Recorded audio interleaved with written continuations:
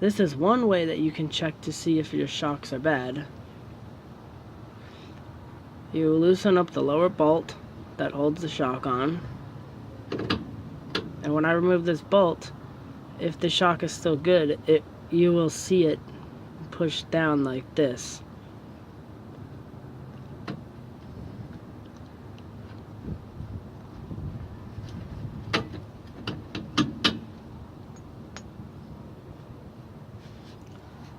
Don't do this unless you're pretty strong, because some of these shocks are really hard, even just to move that small amount to get the bolt back in. They're very hard to push. So once you do that, then you're going to grab it and push it up, and then watch it and make sure it comes back down. If it doesn't come back down and it gets stuck, then it's shot. Simple as that.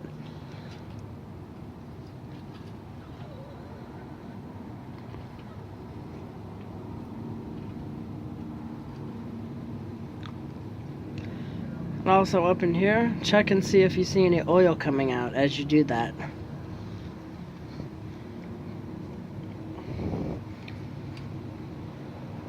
It's not easy to do this.